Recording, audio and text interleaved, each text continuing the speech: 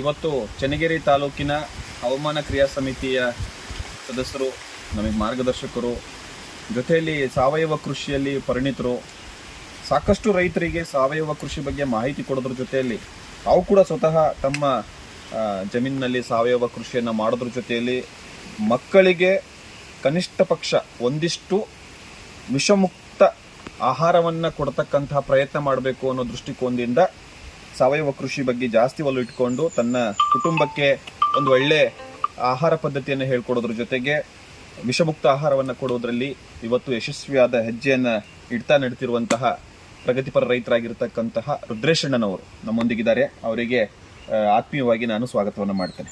ರುದ್ರೇಶಣ್ಣರ ನಮಸ್ಕಾರ. ನಮಸ್ಕಾರ. ಇವತ್ತು ನಾವು ಚನ್ನಗಿರಿ ತಾಲೂಕಿನಾದ್ಯಂತ 5 ಗ್ರಾಮ ಪಂಚಾಯಿತಿ ವ್ಯಾಪ್ತಿಯಲ್ಲಿ ಒಂದಿಷ್ಟು ಈ ಮಣ್ಣಿನ ಬಗ್ಗೆ,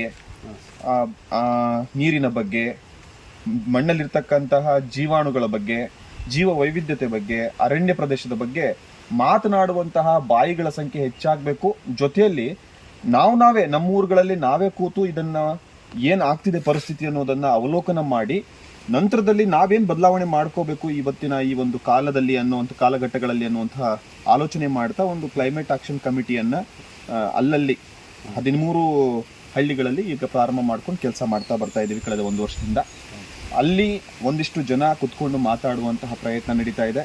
ಬಟ್ ಇದು ನಮ್ದು ನೀರಾವರಿ ಪ್ರದೇಶ, ನಿಮಗೆಲ್ಲ ಗೊತ್ತು. ಇದನ್ ಮಧ್ಯೆ ಮಣ್ಣು ರಕ್ಷಣೆಗೋಸ್ಕರ ನೀವು ವಿಶೇಷವಾಗಿ ನಮಗೆ ಬಹಳ ಒಂದು ದೊಡ್ಡ ಸೋರ್ಸ್ ಅನ್ಬೋದು. ಈ ವಿಷಯದಲ್ಲಿ ಅಂದ್ರೆ ಮಣ್ಣನ್ನು ಉಳಿಸುವಂತ ವಿಷಯದಲ್ಲಿ ಯಾವ ರೀತಿಯಾದಂತಹ ಕ್ರಮಗಳನ್ನು ತಾವು ಕೈಗೊಳ್ತಾ ಇದ್ದೀರಿ?